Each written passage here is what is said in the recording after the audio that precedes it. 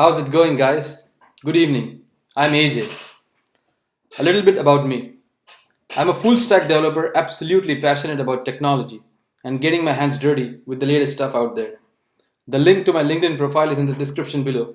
That should give you a little bit more idea about where I work, what kind of work I do, and stuff like that. So, the topic of discussion for today is building a modern web app using React, Angular2, Redux, and reactive extensions. Sounds like a lot, and it is. It's going to be absolutely fun though. So, I've done a couple of brown bags and presentations on this topic, or at least a subset of this topic, and the kind of feedback that I have received has been amazing. Stuff like being able to introduce a new topic and a relatively complex topic at that in a rather lucid manner, and also encouraging the masses to actually leverage this technology in their day to day work is some of the things that I keep hearing. So, I'm hoping to replicate some of the same here today. So let's dig right into it. Alright then. So, what are the things that you can expect to cover in this podcast? Well, here are the objectives. So, first of all, we are going to understand together what is Redux, how it works, and why should you go the Redux route. You'll also get acquainted with React. When I say acquainted, it's like there's so many different ways that you can do React, and you'll see when you go online, there's not a single way. But the kind that I have compiled here is probably the easiest to understand, and I'm hoping you'll make a lot of sense out of it. And we'll also get acquainted with reactive extensions and Angular2, which, by the way, is a completely different way to think about Angular. If you're familiar with Angular 1, you'll need to unlearn it. And then we'll also understand the application structure, how to actually build an application from scratch using the reactive extensions and Angular 2 methodology, which is in lines with what Redux teaches us. And then towards the end, if I have time, I'll go over the Webpack, which is the bundler that we have used in this application. By the way, when we dig into the code, I have a GitHub repository, which is a public repository, which you should be able to clone, and you should be able to play with the code that way. Before we get into the code, though, there are some key concepts that I want to cover. So let's look at Redux. Alright, so what is Redux? It's a state container for your JavaScript applications. Why do you need a state container to manage state? Now, what is the state of your application? The example that we are going to cover in this podcast is a to-do application. So the state of a to-do application could be like a list of to-dos, right? And this is just a simple example, but in day-to-day world, in the real world out there, when you start creating an application from scratch, it's simple. The number of variables that you want to keep a track of are less, and also probably they're static. But as the complexity of your application starts increasing, you'll see that you'll make a lot of REST service calls, a lot of third-party calls. There's a chain of callbacks that's going on. Also, the number of variables in your application keep on increasing. And now you have a complex app out there. If you do not have a concrete way of managing your state, then if something breaks in your application logic, or rather if you see your UI and see that a particular piece of the UI is broken, to figure out what piece of functionality actually caused that breakage is a hard job. Also, answering questions like if the state of my application changes from A to B, let's say, what are the components, what are the UI pieces that are affected due to it? What kind of side effects, or rather effects of that, should I expect in my application? Such questions seem pretty difficult to be answered. But if you go down the Redux route, it's like tailor-made for answering such questions, and you need to start thinking of building your application in this way. So when I say the Redux way, the way you start building an application is by thinking very first and foremost about the state of your application. Now, in the case of a to-do app, as I said, there could be more aspects to it, but let's start by thinking of the state of a to-do application as an array of to-dos, right? So I'm going to go over some examples in a bit, but let's look at these three tenets, these three commandments, and these three absolute no's. If you need to know about Redux, then you need to absolutely know about these things. And these are the first one, single source of truth.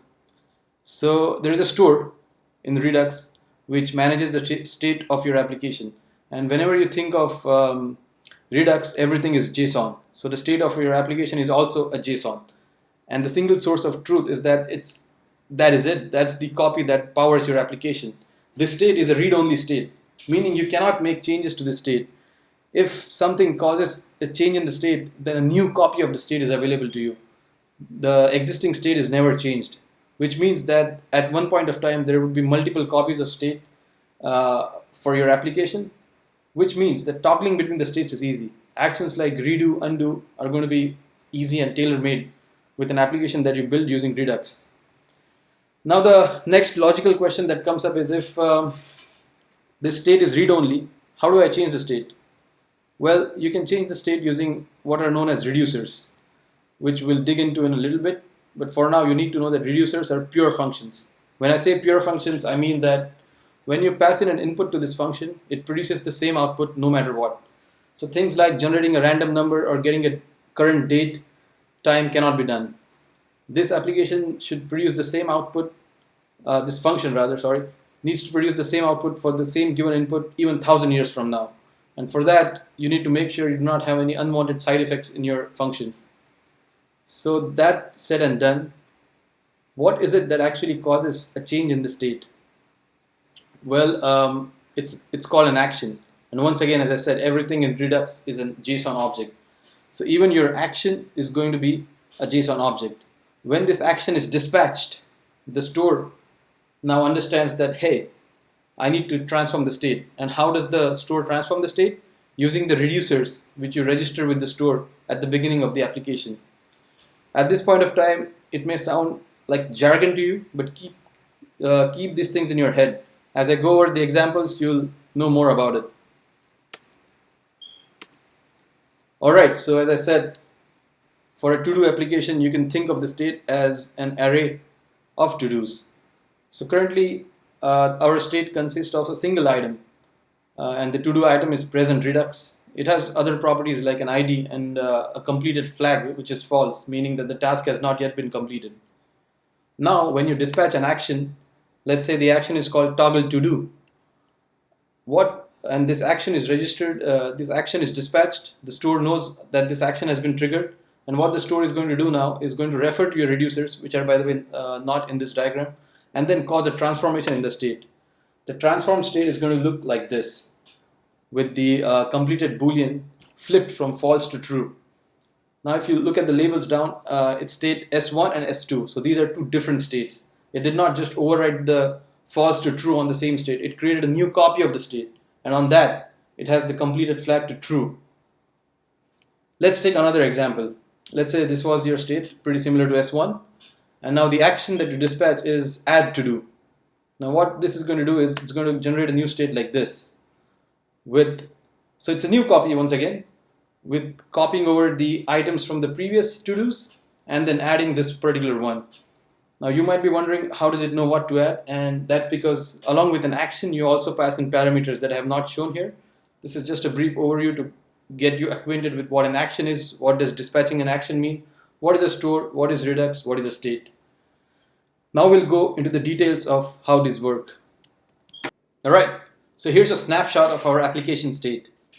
So as we have seen, it consists of an array of to-dos, and along with the to-dos, it also has a visibility filter, which can exist, for which there can exist three values. Show all, which shows the entire shebang, all the to-do items. Show completed, which shows a subset of to-do items for which the completed flag is set to true.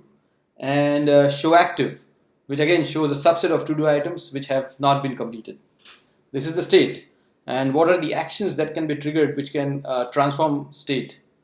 And these are add to do. And by the way, for each action, the common thing is the type. As we have seen, everything is a JSON, and the common property across all actions is type, which is a simple text which tells what type of action it is. Add to do, toggle to do, set visibility filter. So for example, to add to do, you also need to know the text and the ID of the item that you're adding. For toggling a to-do action, that is for toggling the completed from true to false or false to true, you need to know the ID. So that is what we pass in. And for the action type set visibility filter, we directly pass in the filter as discussed, which could be show completed, show active, or show all. Now guys, take a step back. So what we're doing here is we're building an application. And what I said was, when you build an application, the first thing that you do is think of the state of your application. So for our case, building a to-do app, this is the state that we have come up with. And then we have also come up with the different ways in which the state can be transformed. And these are our actions. So this is a really good starting point to envision our application. And there's a really beautiful diagram that I found online which captures this entire thing into one snapshot, which is this. So there is a store, as we have seen, Redux has a store. Now, React components means the UI pieces of our application. And as the user plays with the UI pieces, for example, a button click, what happens in response to these actions is an action is dispatched. Now you can see in the diagram there is an action creator, which basically means functions that return, or rather that dispatch actions. It's just a funky nomenclature. It basically means a function that dispatches action. So let's say the user clicked a button, an action is dispatched in response to this button click, which the store receives. Now let's say the type of this action was action A. Now the store looks up the reducers that we had registered with it at the beginning of the application, and it says, hey, for an action type A, what is it that I'm supposed to do? It gets that piece of functionality and it says, oh, I know the current state of the application. Let me apply this piece of functionality, compile, form a new state, and return that new state. That's what it exactly does. It says previous state in this diagram, which means the current state. It applies that action and it returns a new state. Now, when I say returns a new state, what it means is now the UI pieces, some UI pieces, not all, are subscribed. They're actively listening to changes in the state. And this store notifies these components of a change in the state, and they do their job accordingly. Now they get the new state, and from the new state they can do whatever they want to do. For example, like an add to do, there could be an add to do component, which is a list component, which is a list of to dos. And whenever we add a new to do, since it was subscribing on the state, the store notifies it of a change in the state. It gets a new list which contains one item more than what it had known previously. Now it can refer to the new state and render the entire list accordingly. So this is how the entire workflow works, guys. The data flows in one direction. As you can see, it never flows from the UI to the store. It always flows from the store to the UI. From the UI to the store, it is notified. The data flows sort of in that it never does, but it is notified. The store is notified for any updates on the UI through action dispatchers, not directly ever. Only the data flows in one direction, which is from the store to the UI. So this is one very important piece to understand. Having seen that, pretty much covers up Redux. So this should give you at least a preliminary introduction to Redux and what is it that you might have heard people talk about Redux, and this is what exactly it is. It is actually based upon Facebook's Flux architecture. It's an architectural pattern, so as to speak. It's very important to understand that it's not just with React that you can use Redux. You can use Redux with any JavaScript framework. Now, when you talk of React, though, as we'll be seeing in the code in a short while, you're talking about components which make up our UI. Now, there are two different kinds of components. One called the presentational components and one called the container components. So the presentational components are your dumb components. They know nothing about Redux. All they do is worry about the look and feel of the component. And in terms of functionality, all it does, it reads data from its corresponding smart component. The container component is a smart component. And if any action is performed upon it, it just dispatches it to the smart component, lets it worry about the functionality piece of it. All that it cares about is the look and feel, and that's why it's the dumb component. Now the smart component actually knows about Redux. It is the one that is actively listening to changes on the state, and for the changes on the state, it is the one that's going to react. Oops, I got a pop-up. Excuse me for that, guys. Let me get back to where I was. All right. So the container component, the smart components, they are the ones who know about Redux, and they are actively listening to changes in the state. And they are also the ones that can actually do something, meaning they can dispatch actions.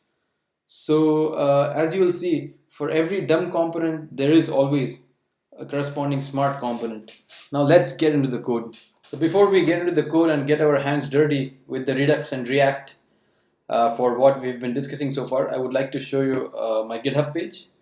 So this is the publicly available repository that you can clone. And in fact, at this point, this is the point where you can start getting involved in this podcast. I would highly encourage for you guys to actually go ahead and clone this right now, and we can follow along and code this application out together. So that's what I'm actually exactly going to do. I'm going to clone this. We can do this together. So let's clone this. All right, it's a Git repository. Let's clone this. And while this is getting cloned, in fact, it's really fast, so I would allow it to go through. All right, so let's see where I am. Let's go to the location where the code got cloned.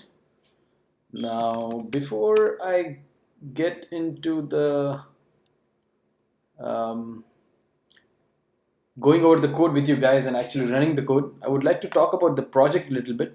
This is a really unique project. It has Angular2 as well as React housed in the same project. It has your TypeScript files, it has JSX, it has it's in ES6, it has Babel transpiler for transpiling all your JSX. There's Webpack, which bundles up your TypeScripts and your JSX into JavaScript files. And in fact, on the slides, I did mention that I would go over Webpack towards the end, but let's break some rules here. I would actually talk about Webpack right now because it just seems right and logical. So let's first get all the packages, and while the packages are getting installed in the background, I would go into the code. Let's open up Atom. Open podcast. All right, so here's your Webpack. Close other tabs. Okay. All right, so what does Webpack do? It's a module bundler, as we have seen. So what does bundling up modules mean? So whenever you build modern web applications, your code is going to be logically separated into components, and that's the effect of that is going to be if you quickly hover over the code. We'll look at Angular2 later, but React, there are components, there are actions, there are reducers. So our code is in multiple different logical pieces, multiple different physical files. It's not like the old school way where you have your single JavaScript file, a single large JavaScript file, or a single file called index.js, which through script tags loads a few other files. We no longer code that way. So how do we start applications? So let's take an example at our React code. So what I have used here is an HTML Webpack plugin, which you can use with Webpack. And by the way, Webpack is a highly configurable bundler.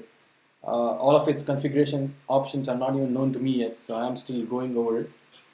So let's look at React. So React index.html. So whenever I go to this URL, what the Webpack does, it gets the template from this location. Let's go to that location, source react index.ejs.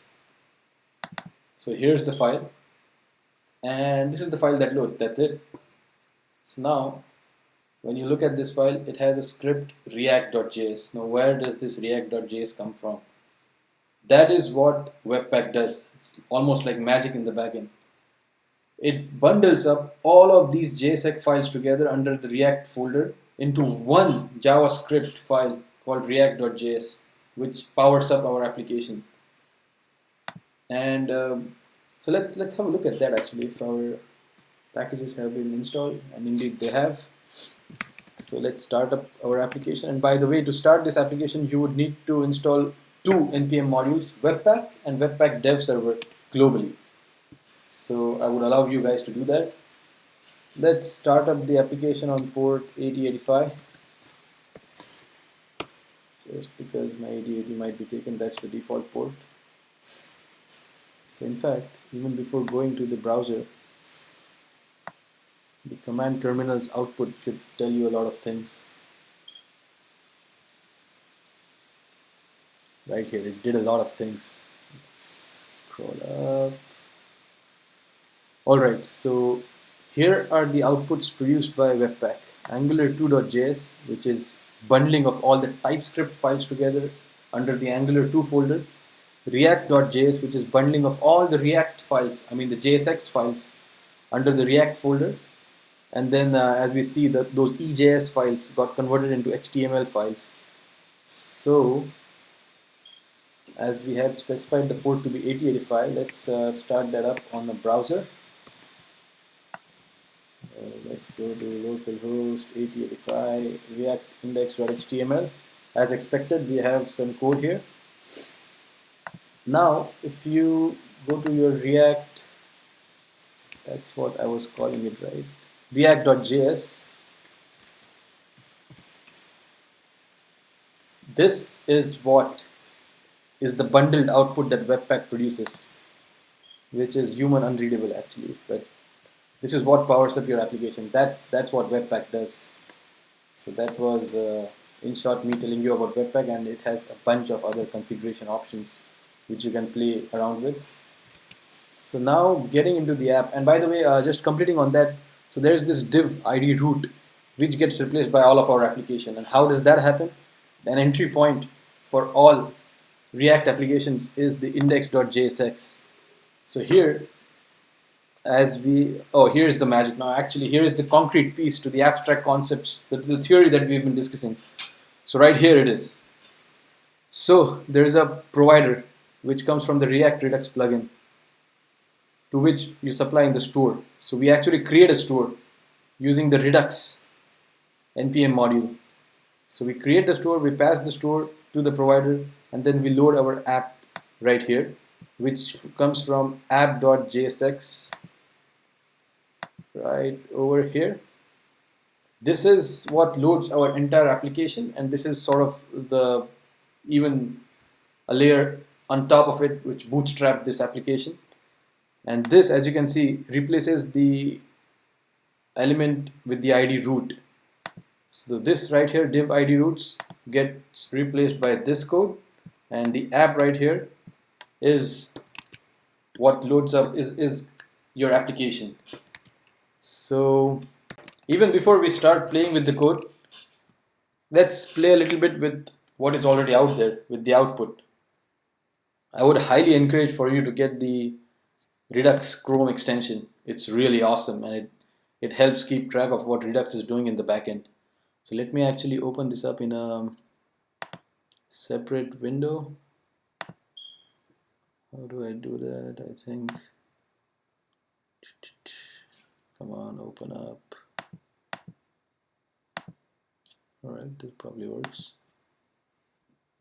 Alright, so as we have been seeing the state of our application, if I reset the state, this is the base state, which has the visibility filter defaulted to show all, and a list of to-dos which currently contains 0 items. So let's play with the application. Let's do something.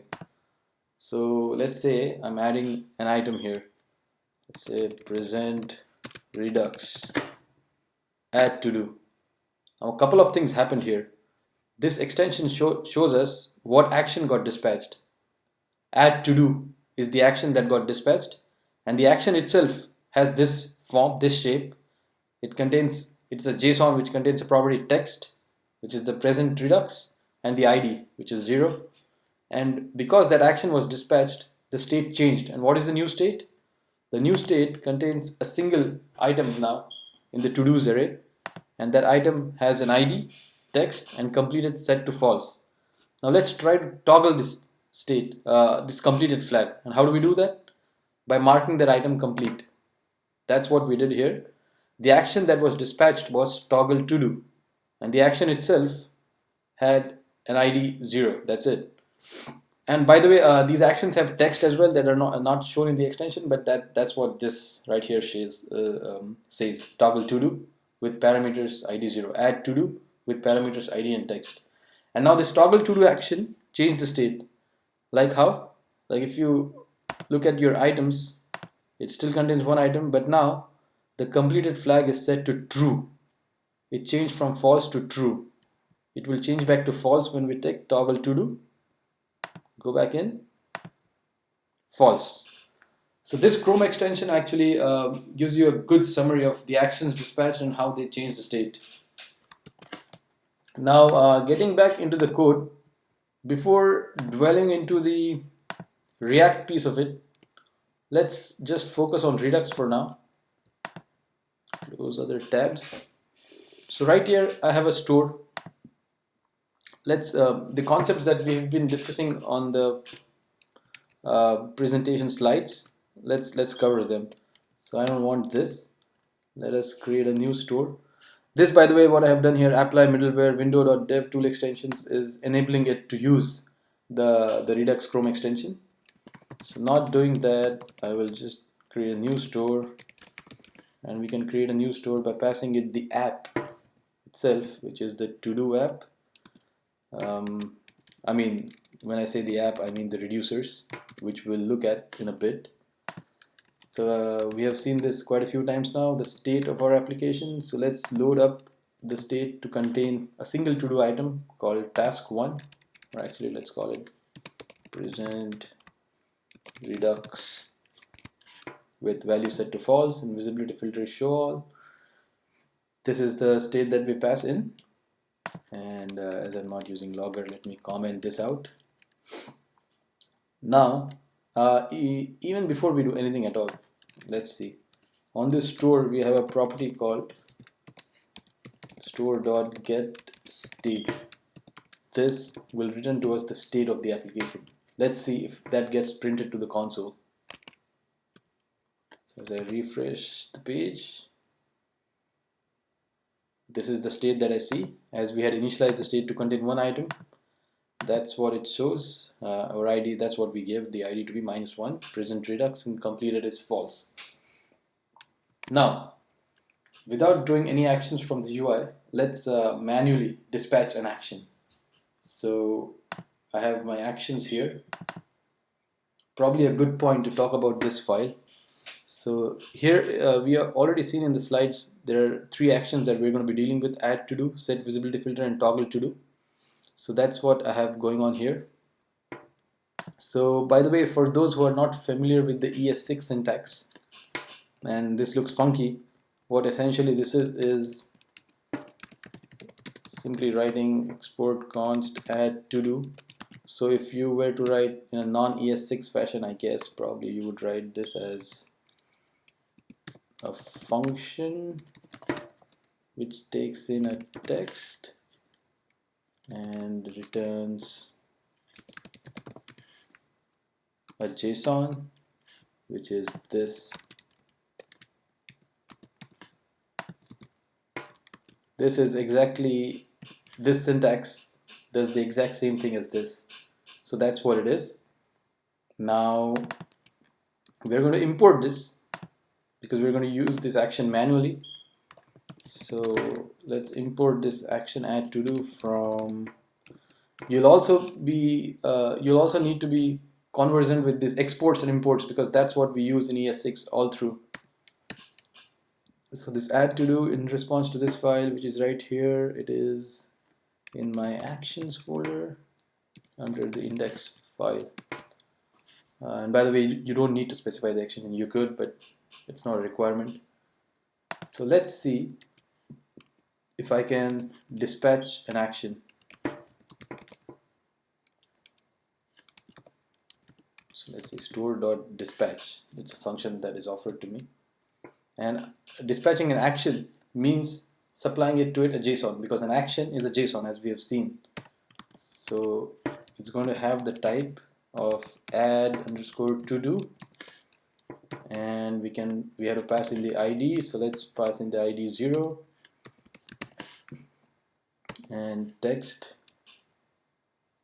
Let the text be present RxJs. Are we doing this correctly?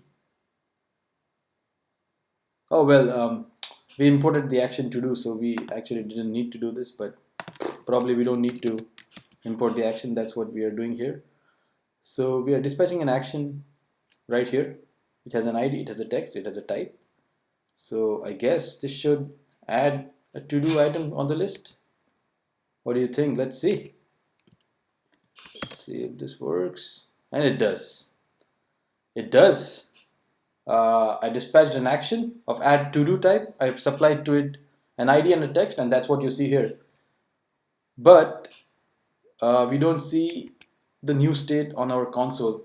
That's because we only got the state once in the beginning. How do we, for any time a state is changed, how can we get notified of it? We need to subscribe to it, right? So let's test that out. So you say store.subscribe, another function that is available on the store.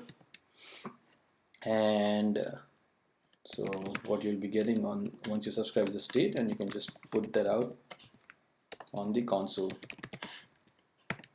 Alright, so when I rerun this, I should be getting the state again. And I did not. And why did that happen? Oh, because I subscribed after I dispatched the action. Obviously it was not going to work. So let's subscribe before you dispatch. So the subscription is active now, it's listening. Then there's a dispatch of the action, and now definitely I should see the new state on the console. Let's rerun. And undefined. Why is it undefined? Store.subscribe state, and the state should be put out on the console. Oh, you have to do a store.get state. That's the only way you can get a state. So this should definitely work, because now whenever the subscription is triggered, we're fetching the state from the store.get state. So now when we rerun, yes, as you can see, the very first time when we printed the state, it had one item on the to-do array, which was present Redux. Then we dispatched an action. The effect of dispatching that action was that now there are two items in our to-do array. The first one exactly what it was previously, present Redux, and now we have a second item, present RxJs with an ID 0, completed is false. That's what we dispatched right here. Now let's dispatch another action. Let's try to toggle. Let's let the action type be toggle underscore to do, and it doesn't take a text. This action only needs an ID. So let's toggle the completed state of the ID 0, which is this item. So it was false. So now it's going to become true. And let's test that. Go back to our browser, refresh the browser. As you can see, it says checked, which means that it did toggle. There is a third line on the console as opposed to two that we saw previously. The function store.subscribe was triggered once again because this action also caused a change in the state. If you look at the state prior to this toggle to do action, this ID 0 item has a completed false, and now since we dispatched that action, this ID 0 item has the completed value set to true, which is updated on the UI as well. So this was just to show you how Redux works with the code. What we've been discussing on the slides actually works. This is what it is, the Redux store. This is never how we actually use it though. There is a different way which we use. This looks cool, but if you have to write applications this way, it will take forever. Much of this complexity is encapsulated for us by these modules, and that's what we're going to be seeing shortly. So I've gone ahead and commented out all the changes that we just made, and this is just from the clean state as you would have had when you clone the repository. So we just saw that this is not how we write our application. So then how do we write our application? For seeing that, let's have a look at our project structure. These are our reducers. Remember we talked about this a while back. So let's look at how reducers actually look like. If you can remember, these are the pure functions. So for example, let's look at the to-dos reducer, which deals with the to-do arrays part of our state. So if you remember our state, it consists of an array of to-dos and a string called visibility filter. So this to-dos focuses only on the arrays part of the state. And then the visibility filter to-dos focuses only on the string, which is the show all, show completed, show active part of the state. So like so, we can have, for this simple application, we have just a state composed of 2 parts, but for complex applications, our state can be composed of 50 parts. So in such an example, we would have had 50 different reducers, which focus on individual parts of the state.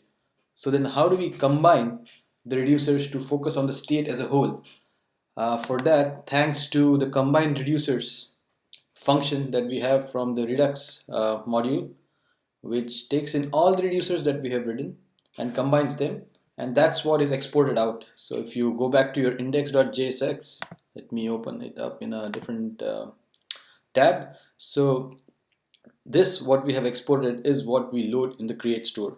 So as we have seen, now the store knows what all the reducers are, and that's how, corresponding to the actions dispatched, it knows what to do. So let's dig a little bit deeper into these reducers. So let's see what this to-dos reducer is doing, which focuses on the to-do list. So it says, okay, so an action has been dispatched, so I take that action in as a parameter and also the current state, which is defaulted to blank, which means no items. So it says, okay, so the action which is dispatched, if that is of the type add to do, which means I have to add the current item to the current list of to-dos, then what I do is, this is a helper function that I have written to do.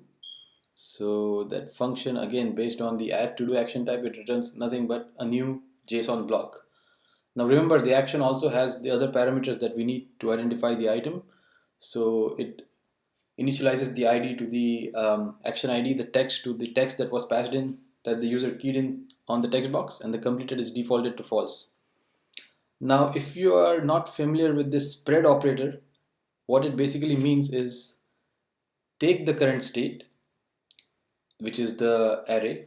So take the current list of items, and to that item add this new item, but return it as a new object. If you remember, the very second tenet commandment of Redux is state is read only. So what that means is you can never update the current state.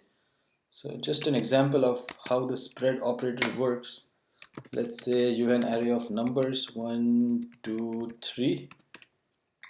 So this spread operator works like so. Get the current array, copy all the items, and then append an item at the end of it. So this 1, 2, 3, 4, this array is not ABC, it's a new object now, it's a new array. And that's what this does. It returns a new state which contains the current list of items as well as the new item that we just passed in. Similarly, if the action is of the type toggle to do, what it would do is, again, this helper function is called, and this helper function says, this is basically error checking, object.assign again, which means it's copying it into a new state, not changing the completed flag on the existing state. It copies it into a new state, and then it toggles the completed flag, and it returns this new state. That's what the toggle to do does. These are the parts which are really fascinating for me. When what you have studied in theory is put into practice, then you know that what you studied theory is important, and it helps always to know theory. Alright, enough of my lecture, and let's get into the visibility filter, which is rather simple reducer. It simply takes in, now this reducer has to deal only with the action type set visibility filter, and it's going to just return the filter, which is a string, show all, show completed, or show active. So this takes care of our reducers. We see how we use the reducers in order to initialize the store. And then these actions, it's always good to factor out all your actions into a separate piece. Since we have only 3 actions, we put them in one file. If your application is complex, you may as well have multiple files under actions, each file containing logical collection of actions, probably on a component. And if you also remember, we saw on the slides, there is a smart component and there is a dumb component. So all these files that I have under the components folder correspond to the dumb component, and all the files that I have under the container component correspond to the smart component, which actually communicate with Redux. So this is the load point of our application. This loads up our application. Then this to-do list. This is actually a good file to look at. So let's close other tabs. I say that because this is one of the dumb components for which there is a smart component. Remember, for every dumb component, there has to be a corresponding smart component. That is, if this component has anything to do with communicating with Redux. But the vice versa is not true. There can exist a smart component by itself. For example, if you have a look at this add to do, it does not have a corresponding dumb component. It just exists by itself. But we'll look at it. We'll look at that shortly. Let's first look at this to-do list. Let me open the corresponding smart component on the right. So if you look at these two files, the one on the left, which is the dumb component, actually it's a UL, it's a list. It just prints the list out on the output. This todos.map. It maps up. The key is the ID. On click, it dispatches the action. On to do click. That's how when you hit the button. I'm sorry. This is the on to do click. Oh yeah, that's how when on the to do item, when you click the to do item, you either see the checkbox, or if there was already a checkbox, it gets rid of the checkbox. So that's what it is doing. All it cares about is the look and feel. But it takes in prop types. Now this is how React actually takes in parameters. So it has two prop types. One is the to-dos and one is the on to-do click. These are taken here when you actually, and by the way, this is, as I had said earlier, you'll find online there are several different ways you can do React. By far, this is the simplest one. You simply take in the parameters, if any. Like a simpler component would be this. It does not take in any parameters, and all it returns is a JSX. Now, for some people, HTML inside of JavaScript looks weird at first, but once you get used to it, it's not that weird actually. And this is what you export out, and you import it into a place where you have to use it. And that's how we play with JSX. So where was I? Yeah, I was talking about the parameters. So it takes in these parameters. So when an action is performed, like clicking of the to-do item, it dispatches, it performs that action, it does that callback, and the input is also very important for this component since that is what is mapped into the list. But it does not know where it comes from. It just relies on its smart brother right here, the visible to-do list, to provide that information for it. So whenever you have an arrangement like this of smart and dumb components, it's very important to specify these two functions: map state to props and map dispatch to props. So the input which this dumb component was taking is provided by the map state to props from the smart component, and the output, that is any action performed on the dumb component, is routed through to the map dispatch to props. Now on your right, the smart component actually talks to Redux. So the way you do that is using this connect call, which is provided from the React Redux plugin. So you do the connect, you take in the dump parameter, and the dump parameters needs these two functions. These are keywords, so these have to say exactly as the name says here. And then this visible to-do list is what you actually export out onto your app.jsx, and that is what gets displayed here. In contrast to this arrangement, the add to do is a little different. It does not have a corresponding, as I said, dumb component. This smart component itself is rendered by itself on the app.jsx. This, as you can as expect, has an input field, a button. Whenever the button is clicked, which is the form.onSubmit action, the add to do action is dispatched. This add to do is something that we must have imported from the actions, and yeah, that's how it is. Alright, so we went over the files, and you can go over it more in your free time. If you have any questions, by the way, or if you have any feedback, please feel free to leave that in the comment section below. And let's add something.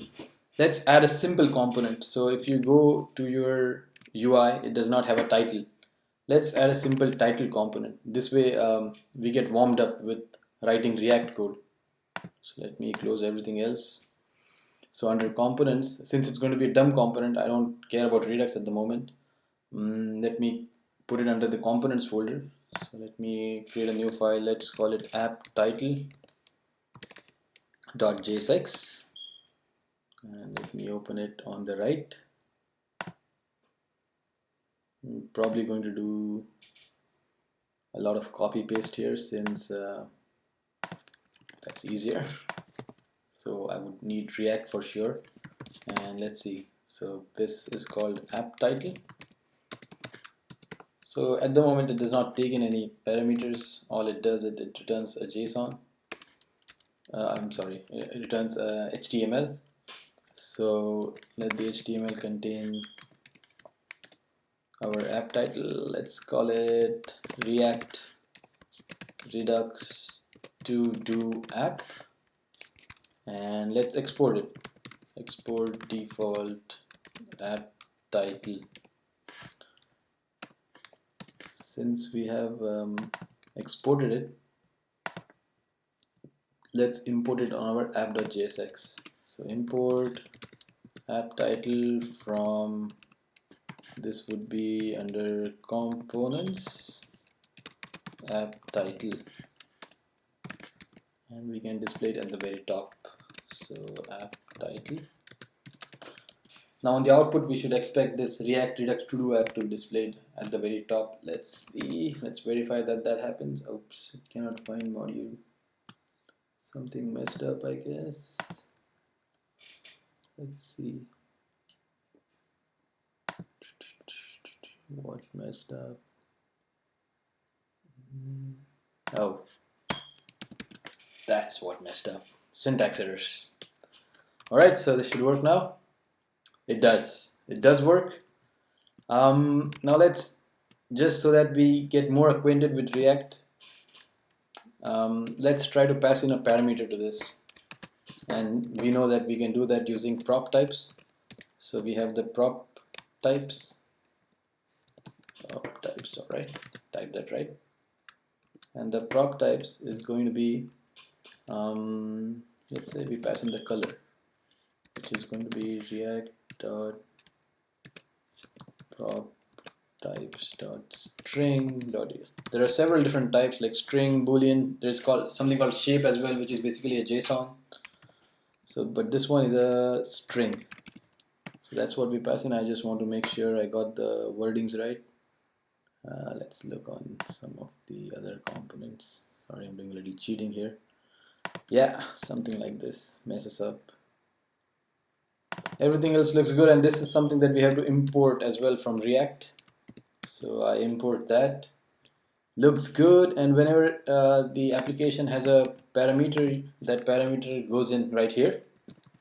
So color is the parameter, and on the style, let's add that color.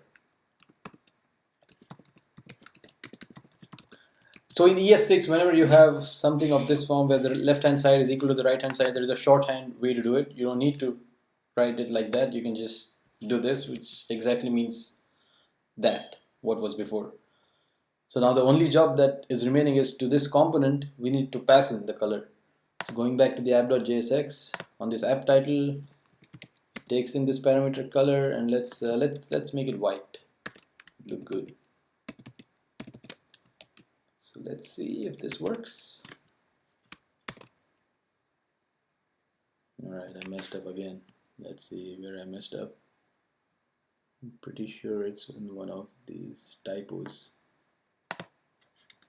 Probably it's the syntax thingy.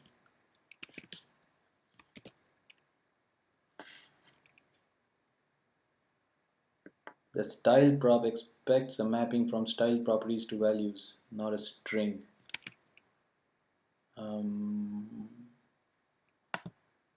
Oh, yeah, it's the syntax thingy. There's no double quotes here. Alright, so we passed in the color white using the parameters, and that parameters on a component you can have a parameter by introducing the prop types, and that goes in your JSX declaration, and this is the way you can have a passing of parameters across components. So we have that. Now let's add something more complex. What we added was probably one of the more simpler components that you would ever write in your life. Now let's add something a little more complex. So as you can see on the state, we have a visibility filter that we have only seen sort of in theory. We're not making any use of it. We have the show all, show active, and show completed, but all that you do on the UI at the moment is show all is what happens. So there is no way. So even if I change this, I see both the items. If both are checked, I see both the items. So the show active and show completed filters are not made use of at all. So let's try to make use of them. So how can we make use of them? Let's make some tabs. So let this output be shown on the tab when the tab selection is show all. But let's also have two more tabs called show active and show completed. So if we were at the moment on the show active tab, it should not show me any items since these both are completed. And then when you switch over to the show completed tab, it should show both these items since they are both completed. So you get the idea. So now to add that filter component, it's going to be a smart component because it needs to communicate with Redux. So let's model it according to the add to do component, which we saw it does not have a corresponding those other tabs corresponding dumb component. So it's a smart component that exists by itself. So that's what we want to do with the filters component. So let's take a filter component, filter.jsx. Let's open it up on the right, and here we have also our add to do. All right, so let's see, definitely having this, and then we have a const, let's call it filter. It would have a dispatch since we would be using it at some point, and it's going to return to me a JSX. So currently blank, and then it needs to now communicate with the Redux. So we need the connect call as well. So it would need the connect call, and then the way we I don't think it takes in any parameters. All we would need to do is then do the connect callback on this component, and that's what is imported out on the app.jsx. So let's finish that piece of it. So here will be an additional import statement. So you'd be importing filter, I think that's what I call it, from containers this time, filter, and this filter is what you would show just before you show the list. So right here, looks good. Now let's finish this up. So as I said, we would have tabs, and by the way, on the UI I have used MUI CSS, which is the material design, which is the latest out there. There are so many providers of material design. I thought this was by far the simplest. So let's go over to the documentation and see how we can get the tabs right here. So in order to use any of these pieces, you have to also import these guys. So if you can see, I would have imported like button, input form on the other components. In this case, we need this tabs and tab component. And let's see, let's copy this over. There's a lot of copy paste going on. So let's see, for our purposes. And by the way, in ES6, if something is set to true, it's set to true by default, so you don't need to specify it. We can get rid of the value. Let there be label. Let the label say rather all. Let this label say. Let me also close the other files. Now we're done with them. Let this label say active. So this tab would show only the active items. And then we would need another one. Duplicate. This would show all the completed items. Oops, typo. Alright, and we don't need to show the contents of this since the contents are already taken care of by the visible to-do list component. Based on the visibility filter set, it knows what it has to display. If that part is unclear, you can quickly go and have a look here. What it does is, it has this get visible to-dos which it passes to its dumb component, and that's what gets rendered. and based on the filter selected, it returns either all the to-dos or it filters out only the completed ones if it's the show completed flag, and likewise for the active ones it shows all the non-completed ones, meaning the active ones. So that takes care of that. And we can see how it looks at the moment. We should at least see the tabs on the output once we ensure that that binding is correct. Alright, so looks good. Currently it does not have any functionality on it though, since we are not doing anything with it. So what we would need to do is now this dispatch, which was, oh by the way, so this would need a prop types, because this comes from the prop types. I think I got the casing on this right. So dispatch would be of the type prop types dot func dot is required function, and it's like that. And let's see on the documentation what we do if that is clicked on active. So this is what gets invoked if we actually hit a particular tab. So what we want to do on active is we want to dispatch a function. Invoke a function, and the function that we would be invoking is a dispatch. And what we would be dispatching is, so we already have all the actions in the index.jsx. So the one that we want to dispatch right now is the set visibility filter. So we can import it on this file. So let's say import this function called set visibility filter from in relation to this file, it's one up actions index. Alright, so this is the function that we would be dispatching, and if you see, this takes in an argument called the filter, which is a string. So in case of the all tab, let's dispatch this particular action. So when this particular action is dispatched, the state changes. This guy, the visible to-do list, once again this file we just saw a moment back, since it has connected to the Redux through this connect call, it knows that the state has changed, and then based on the new filter, the current list of to-dos is updated, and the dumb component picks up this new list and displays that component. So all this sort of magic happens in the backend when this action is dispatched. Similarly, you would dispatch actions on the other tabs, just that what you pass in would change.